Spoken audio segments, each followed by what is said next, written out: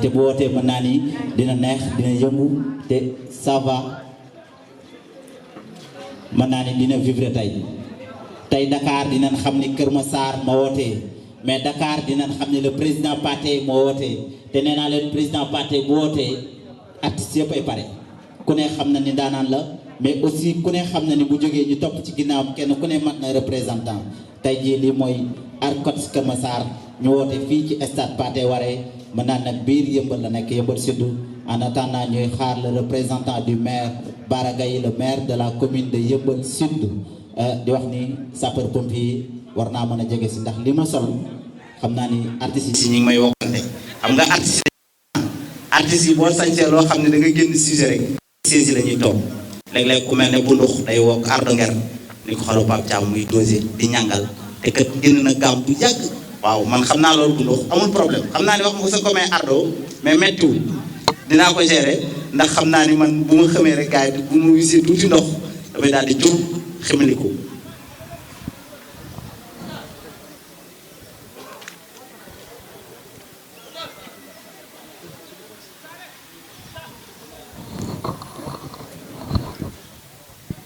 noonu lay demee kon tey xam naa ni xoolal sama papa yi ni ñu sañsee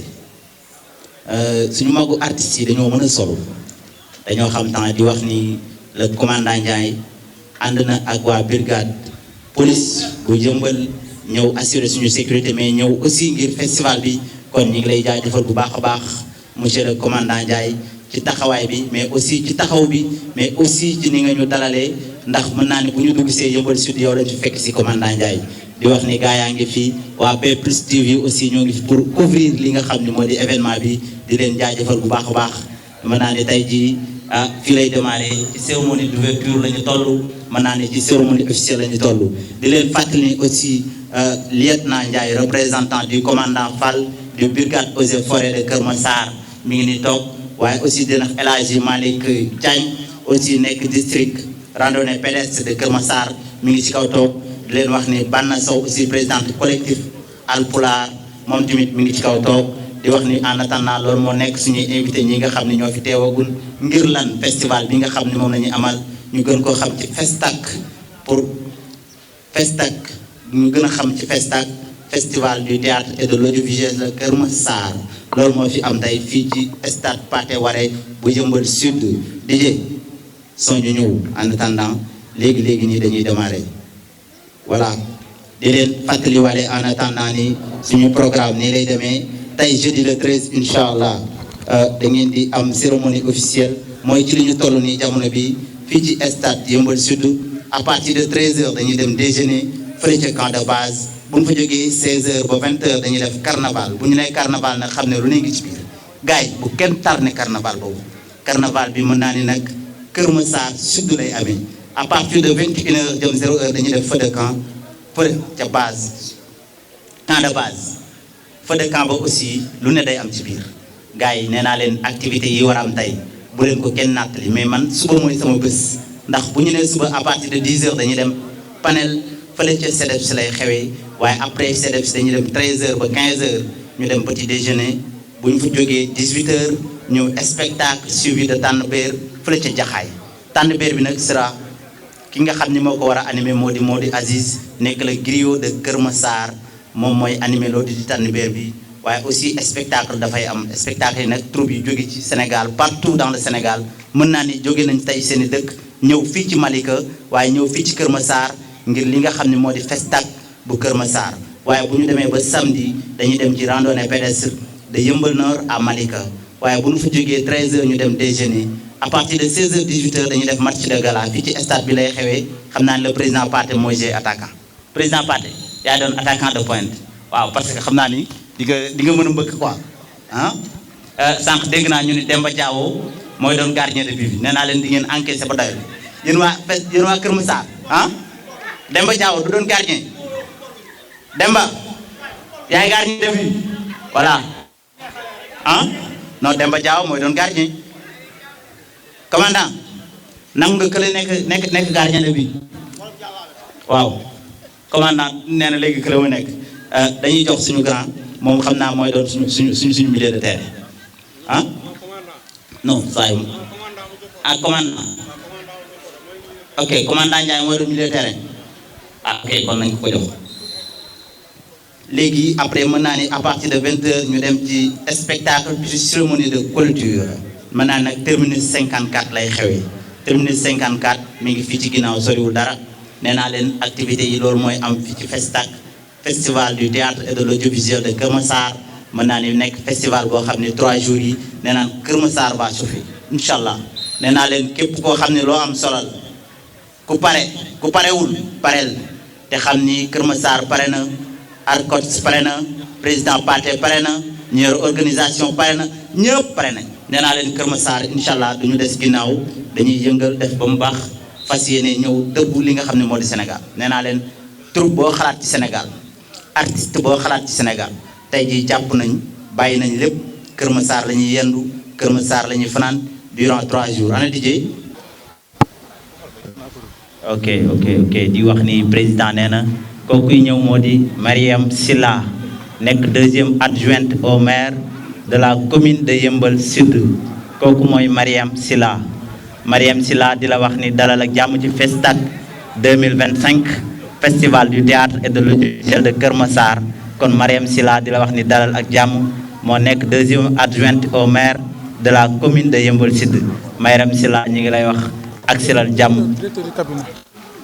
ok accompagné aussi de son directeur de cabinet kooku mooy Mariam Silla ki mu àndal mooy directeur de cabinet di leen wax ni fii nag mën naa ni seen gox la seen dëkk la moo tax sànq ba léegi ñu ngi toog di leen xaar ndax boo duggee ci kër da ngay jaar ci bunt bi mais boo tëbee mur rek mën nañ laa delloo moo tax ñu doon xaar le maire de la commune de Yeumbeul monsieur le commandant Ndiaye du noonu merci beaucoup à vous yow ak ñi nga àndal nga xam ne yéen a yor suñu kaaraange mais aussi yéen a yor suñu sécurité mention spéciale à la police nationale ñu ngi leen di jaajëfal bu baax ndax mën naa ne bu yoon bi leeree yéen la bu yoon bi baaxee aussi yéen la di leen fàttali ni lieutenant Ndiaye représentant commandant Fall du brigade eaux et forêts de Kër Massar aussi mi ngi noonu ci kaw di leen wax ni loolu mooy suñu programme fii ci Festac de DJ yaa ngi may bàyyi xel voilà merci beaucoup à vous donc on peut démarrer président Mahou on peut démarrer man lii ma rey Barthez kan moo xam Barthez Mahou voilà président chargé de communication voilà merci beaucoup DJ bala ñuy def dara nag dañuy dem seeti li nga xam ne moo di suñu bàkku réew waaye aussi li nga xam ne moo di suñu titre mais aussi li nga xam ne moom la ñuy damoo ñu def ko suñu cérémonie d'ouverture DJ si vous êtes prêts on peut démarrer avec hymne national du Sénégal DJ son aco jug leen taxaw jug leen on va chanter l'hymne national du Sénégal DJ allez-y.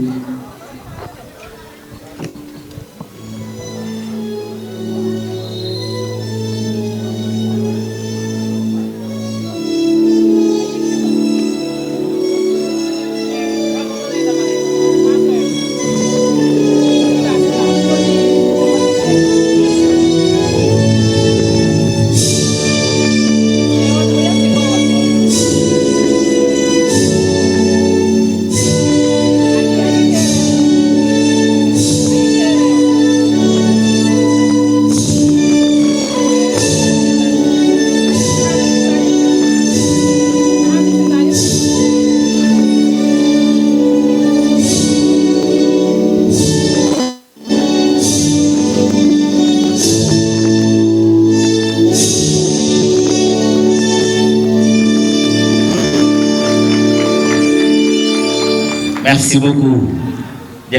Monsieur Malik Diagne, représentant du district départemental de la Fédération sénégalaise de randonnée pédestre, et lieutenant Ndiaye, ñu ngi lay nuyu baax représentant la commandant des eaux et forêts de Kër Massar. waa Kër Massar yëpp Arcos Kër Massar ñu ngi leen di dalal di leen remercier aussi ci teewaay bi ci cérémonie d'ouverture u festival bi nga xam ne mooy le Festac, festival du théâtre et de l'audiovisuel de Kër Massar édition 2025. Arcots Kër Massar dafa nekk une cellule départementale de l'association nationale des artistes comédiens du théâtre sénégalais. dont j'ai l'honneur d'être le président. Ñu ngi regroupé 259 membres depuis sa création à aujourd'hui, il y a 4 ans. Man ma nekk le second président depuis 1 an. Donc initiative au festival bi c'est quoi? C'est mettre en valeur le théâtre et le cinéma, l'audiovisuel dans le département de Keur Massar en particulier et en général dans le Sénégal. Mooy jamono ji ñu nekk xam nañ ne jamono ju neexul la, jamono ju jafe la, jamono joo xam ne bari na ay défis te bokk na ci défi yooyu mooy le défi culturel, le défi de la culture. Maanaam jox culture ak théâtre en particulier sa place ci biir société sénégalaise, renforcer place am, renforcer importance su culture en général ak théâtre ak cinéma en particulier. Festival bi c'est une manière de montrer aussi à Keur Massar que la culture est bien bel et bien existante. Culture mi ngi fi ba tey, théâtre mi ngi fi ba tey, acteurs culturels yi ñu ngi fi te ils sont capables de faire bouger les choses, ils sont capables ñu doxal département bi. Wan Sénégalais yi effectivement que bu ñu gestoo culture bi société sénégalaise département de Keur Massar mën na gën a jëm kanam, mën na gën a soxaliku. Commune bu ci nekk am na ay compétences transférées, am na ay commission culturelle, que ce soit le conseil départemental aussi. Renforcer culture bi à travers ce festival dinañ xam ne nekkee kon culture bi mën na doxal seen liggéey fa ñu nekk doxal ko bu baax a baax a baax parce que culture bi ci biir culture bi am na li ñu naan création même d'emploi, création d'activités génératrices de revenus. lii ñuy def nii c'est des jeunes yoo xam ne ku ci nekk am nga sa liggéeyu bopp mais dañoo def benn sacrifice aujourd'hui pour ñëw jàppale culture bi te xam ne am na loo xamante ne war nañ ko wone ci culture bi pour mu jëm kanam. di leen fàttali li nga xamante ne tey mooy moom la artiste comédiens yi di xaar ci autorité administrative ak politique mooy ñu gën a jàppale artistes yi, gën leen a gestu, gën leen a bàyyi xel, gën leen a impliqué ci doxalinu société Keur Massaroise bi moo xam ci commune yi la, moo xam ci conseil départemental, moo xam ci bépp secteur boo xam ne soxla nañ ci homme culture yi, acteurs culturels yi ñu impliqué leen si, ñu fàttali leen ko. Programme bi nag ñetti fan lay def, tey la tàmbali ci cérémonie d'ouverture mais tey ci ngoon dina am benn carnaval des ethnies. Carnaval bi day commencer rond-point Dial Diop maanaam gendarmerie Keur Massar mooy ci pharmacie Dial Diop mu continuer dem ba Aiguillon jàdd dem jeexee terrain Yékini foofu lay jeexee. Itinéraire initial bi nag moo doon mu jógee ancienne gendarmerie bi jaar ancien marché àllarba dem ba excellence dem jeexee buntu kër Aldo Jaraaf waaye yàlla jaam ak pexeem yàlla ak ndogalam Aldo dafa am un double décès dëj jàpp ko mu ne kon nañ ko jeexalee terrain Yékini moom dina mën a déplacer wu foofu loolu moo gën a rafet ci mbokk gi. bu ñu fa jógee suba ci guddi incha allah suba si dina am benn panel sur la création de contenu, la création de projet audiovisuel boo xam ne dañu koy amale ci CEDEPS bu Malika mooy siège ARCOS le matin. Après-midi bi ci guddi dina am des spectacles de théâtre bu am Jaxaay, commune de Jaxaay au niveau des parcelles unité 21 foofu day am prestation théâtrale, troupe théâtre yi nga xamante ne mooy troupe festivalière yi nga xam ne dañ leen a invité dinañ def foofu une partie dina def foofu prestation. Le samedi, le matin, day am benn randonnée pédestre en collaboration avec le district départemental de la Fédération sénégalaise de randonnée pédestre, dirigé par monsieur Assane Ndiaye et représenté ici par le responsable de l'organisation, monsieur Diagne. Randonnée pédestre bi day jógee Yëmbal, maire Yëmbal Nord, ñëw ba station Yëmbal mu jàdd dem jeexee CEDEPS bu Malika chez madame Bodian. Ñu terminer ko par un reboisement supervisé par les eaux et forêts lieutenant Ndiaye, c'est le matin. bu ñu demee ngoon si nag day am benn match de gala buy am fii ci terrain bi sélection ARCOS contre la sélection de l'ODCAV départementale présidée par Mountaga Mal. bu ñu demee ci guddi gi nag mooy nekk la cérémonie de clôture au terrain 54 avec aussi un plateau de spectacle théâtral mais aussi avec des one-man show et de l'animation. Tout de suite ci kanam incha allah di ngeen gis un sketch présenté par l'ASCOS Keur Massar pour vous souhaiter la bienvenue. Donc ñu ngi leen di remercier di leen dalal ak jàmm et à travers vous monsieur le sous-préfet ñu ngi remercier toutes les autorités administratives sans oublier monsieur le préfet du département Babacar Ndiaye qui a bien voulu nous accompagner ba tey événement bi am. Ainsi que les forces de l'ordre, la police, la gendarmerie. Nous vous remercions aussi pour la sollicitude ak teewaay beeg njàppandal gi yëpp. Merci beaucoup. Merci beaucoup président Pathé di la jaajëfal bu baax a baax ci discours bu am solo nga xam ni moom nga tenir vraiment di wax ni lii la ñuy xaar ci njiit mais aussi.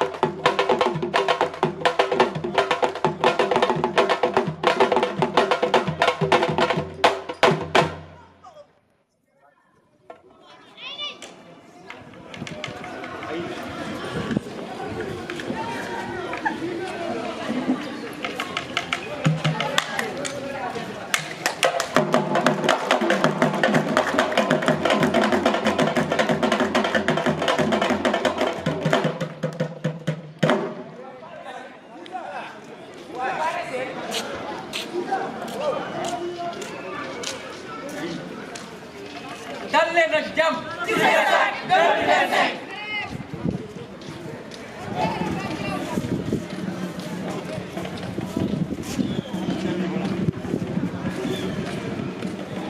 ñun ñëpp ñu bàyyi suñu xel ci ni tàmbali boo gis li ci gën mooy njëkkee naqar daal di mujjee bànneex yàkkamti nag yàqule lay jur te lu waay xaaru lu nekk du ko fa fekk liir ba juddu na màgg mat sëkk waxambaane wër mbërum lamb samp na ndëndëm nag géwél yi tàmbali di ko baax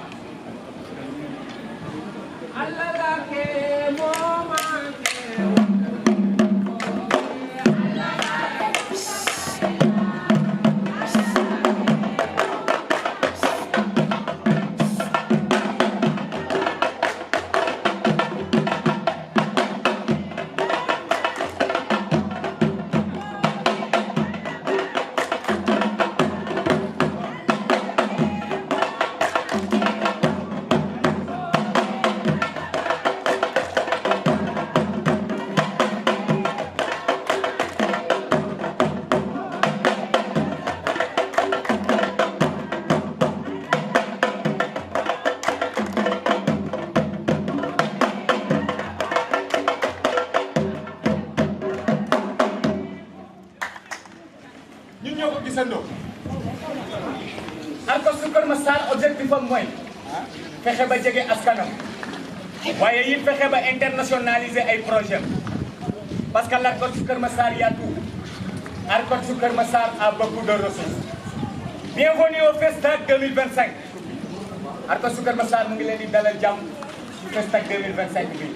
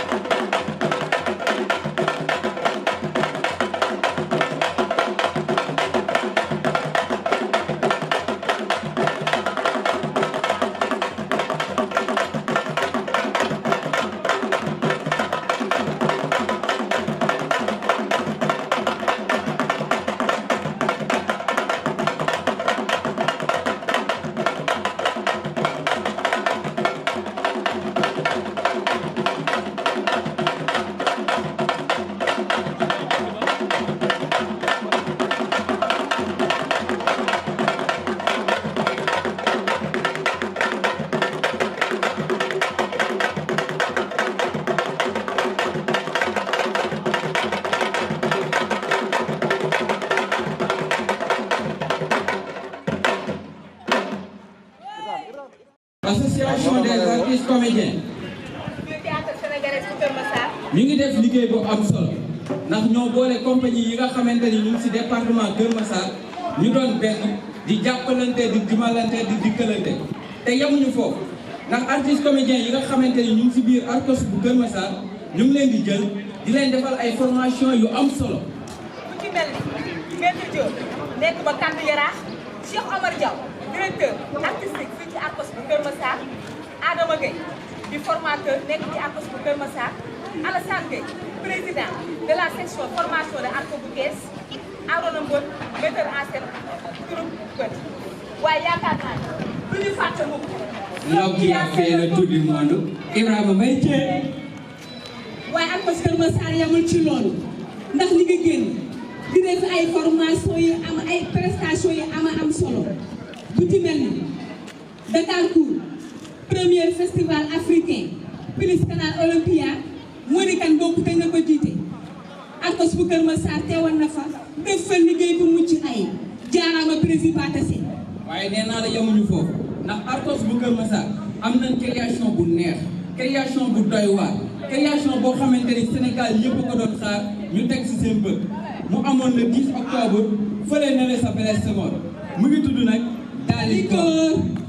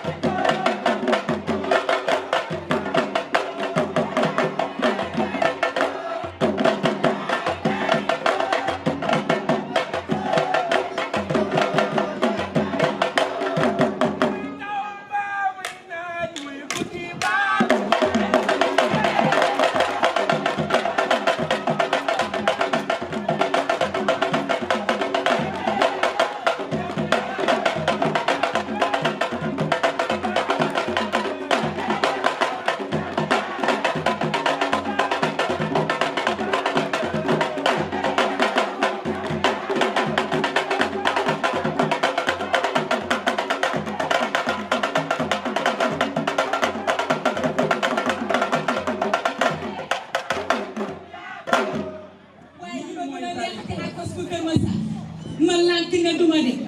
bokk na ci social yi nga xam ne mi ngi am fii ci Arcos bu Kër Massar moo xam naka rab wala bànneex ñu boole seen doole ak seen ñàkk ñëw wuy si la waaye man li ma gën a neex si Arcos bu Kër Massar moo di metteur en scène yi nga xamante ni ñu ngi jël seen xam-xam di ko partager ak ñun si lépp rek lu jëm si wàllu théâtre fecc tëgg ba sax na ci way maanaam lépp luy aada ak cosaan am na fii ci Arcos bu Kër Massar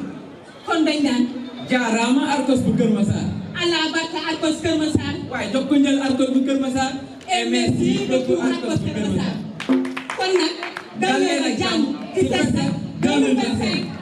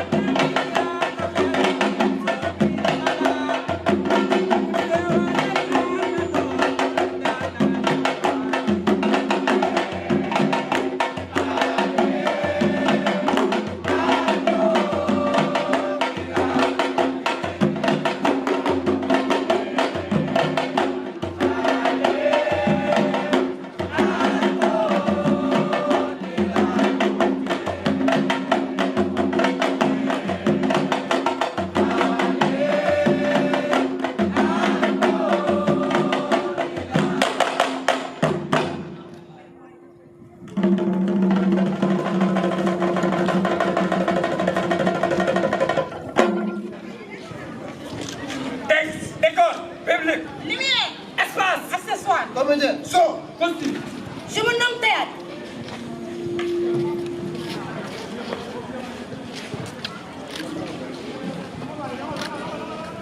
Je suis un lac vivant qui consiste à représenter une histoire devant un public à travers le jeu des comédiens. Mais aussi, je suis là d'exposer la vie sur scène d'une manière artistique, culturelle et technique. Je suis Théâtre.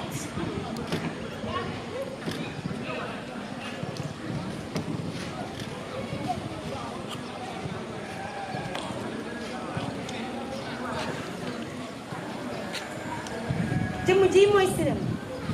cinéma dalal ak jàmm ci Festal 2025.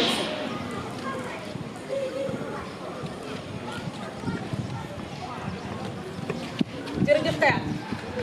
li may wane ne man ak yow benn lañ. wax nga dëgg man ak yow benn lañ man maay Théâtre maay 4e art. man maay cinéma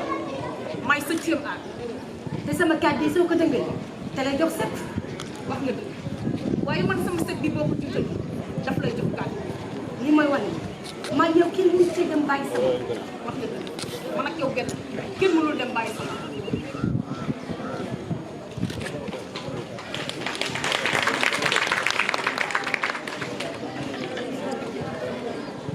ay la Théâtre sëy bi. bismillah ñuy deeti doore dellu sàkku ñaan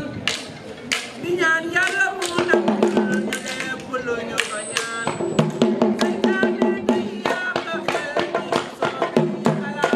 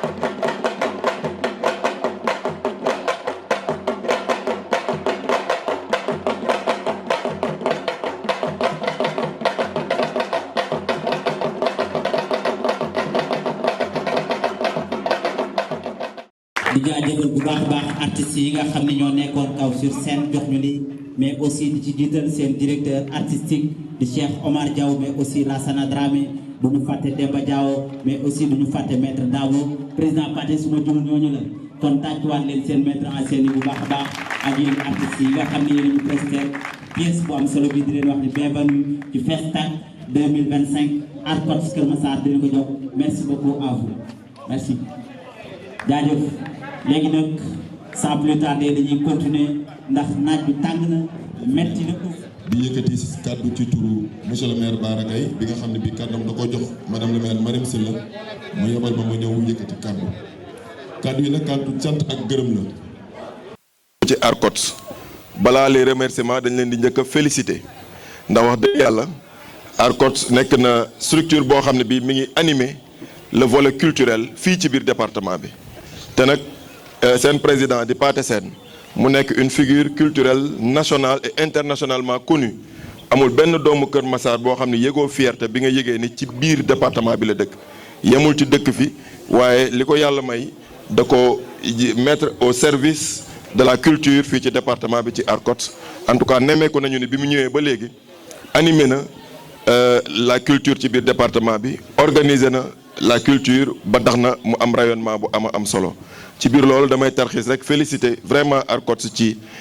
organisation bu ñu defoon lu yàggul dara ci Dallinkoor bi nga xam ne dañ cee sargal suñu madame le maire bu ñaawul bii def ko Dallinkoor mu nekk initiative boo xam ne bii très inclusif bu inclure toutes les femmes leaders du département te loolu xaaroon nañ ko peut-être ci ñeneen ñu dul les acteurs culturels moo tax la culture am na ko wax mooy Senghor et au début et à la fin de toute chose donc culture pilier de développement te loolu lu am solo la donc par ma voix monsieur le maire mi ngi leen di remercier ci sargal bi ngeen sargal Marème Sylla waaye tamit sargal bi ngeen sargal jigéenu département bi yépp ndax le leadership féminin département bi daf koo soxla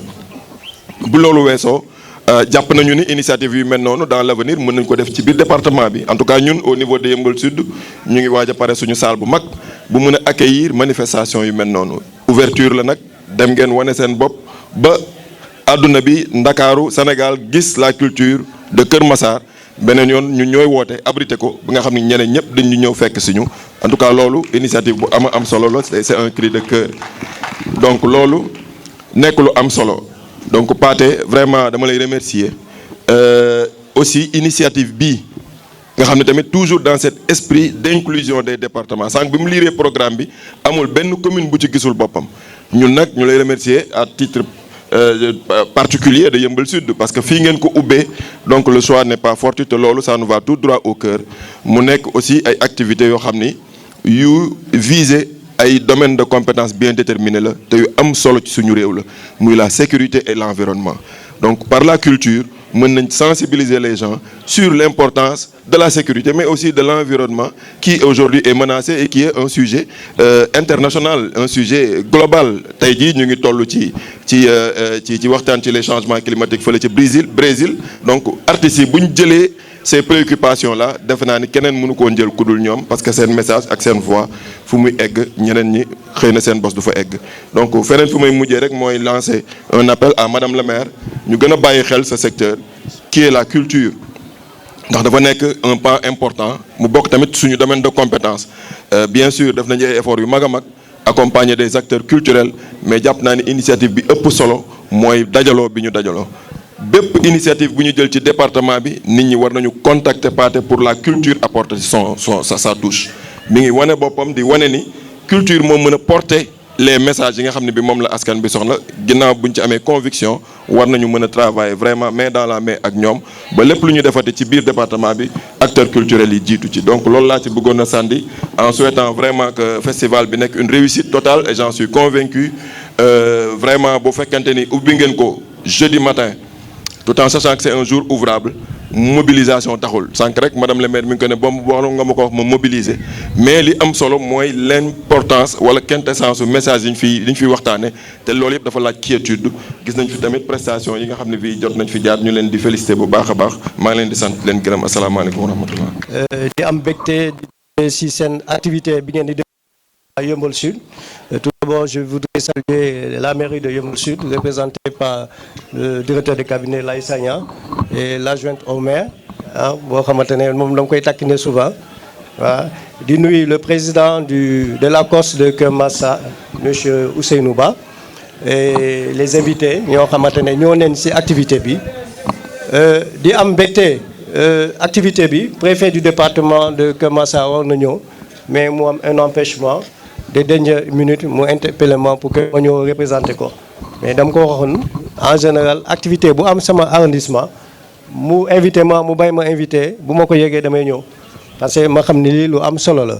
et activité bi du activité seulement commune bu Yeumbeul Sud c'est tout le département de Keur Massar sànq maa ko doon laaj ban édition nga nekk première édition deuxième ou troisième mu ne c'est la première édition ma ne loolu lu baax la bu ñu waxee département de Keur Massar dafa baax mu am une identité dafa baax les acteurs culturels ñi nekk fii mooy les artistes comédiens ñoo xamante ne ñu nekk ci théâtre yi il faut ñu xamante seen bi ñuy lëkkaloo seen bi parce que vous n'êtes pas sans savoir que balaa ñuy wax département de Keur Massar avant c'était le département de Pikine donc bu ñu waxee département de Keur Massar il faut ngeen dem seen bopp mu am une entente une unité en tant que représentant de l'État li ñu mën a def mooy accompagner leen orienter leen en tout cas ñu leen di ubbi suñu bunt que ce soit le préfet du département les sous-préfets de Malika de Jaxaay et moi-même nous sommes disposés vraiment à vous accompagner dem rek dama rencontrer des acteurs culturels ñoo xamante ne dans l'arrondissement de Yeumbeul ñëw nañu ma recevoir leen mais le constat lu ñu constaté mooy ci wàllu culture dañoo constaté communes yi ñu ngi def ay efforts mais ba tey des na moo tax c'est important que ce soit le conseil départemental et les 6 communes yoo xamante ne ñoo nekk ci département bi bu ñuy def seen débat d'orientation budgétaire dafa baax ñu impliquer les acteurs culturels su ko defee ku ci nekk ñëw ne wàllu culture année prochaine lii la ñuy prévoir comme activité ñoom ñu bàyyi ci xel su ko defee bu ñuy voter seen budget ñu prévoir ko comme c'est une première édition xam na d'année en année dinañ gën a di yokk loolu moom day tax collectivité territoriale yi accompagner ci processus bi en tant que représentant de l'État xëy na ñun on est bien informé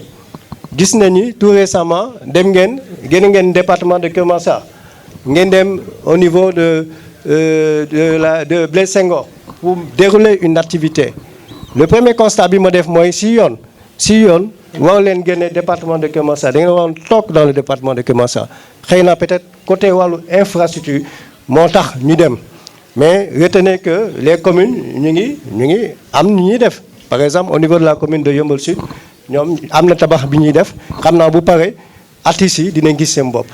au niveau de la commune de Yeumbeul Nord aussi am na beneen centre social bi ñuy tabax aussi loolu aussi ce serait bien que artistes yi ñëw et même le foyer des jeunes c'est un foyer boo xamante ne bëri na ay activités yoo xamante ne ñu bëri ñu ngi koy def il faut ngeen xam am une identité. Félicité naa tamit aussi le président du conseil départemental tout récemment il a inauguré une salle des fêtes et cette salle des fêtes c'est pour vous les acteurs culturels sànq am na si prestation kee ñëw ne moi je suis le théâtre keneen ki ne moi je suis le cinéma lépp loo leen def rek da leen di refléter li am lu société bi di am na ñoo xamante ne dañuy def constat entre le théâtre africain en tant que tel le théâtre sénégalais ak théâtre africain ñoo xamante ne de la sous-région dafa baax nit ki di diversifier affaire nu muy def c'est vrai la langue nationale c'est le wolof la ñuy làkk mais dafa baax souvent aussi ñuy am réflexe di traduire def ay traduction en français en anglais pour que ñi nga xamante ne dégguñu làkk yi ñu xam c'est pas seulement divertir rek am ñoo xamante mu ñuy seetaan théâtre wala am ay sketch naam reetaan baax na le rire ça soigne baax na mais lu am solo mooy passer des messages réalité yi fa nekk zone par zone par exemple au niveau de Keur Massar réalité ñaan jafe-jafe moo am ngeen constaté gis naa sànq dama toog je suis curieux fu ma toog ñu gis ay affiches damay xool on a mis pour la promotion de la sécurité et la protection de l'environnement donc wàllu sécurité il faut que acteurs yi culturels yi jàpp si wàllu sensibilisation sur la sécurité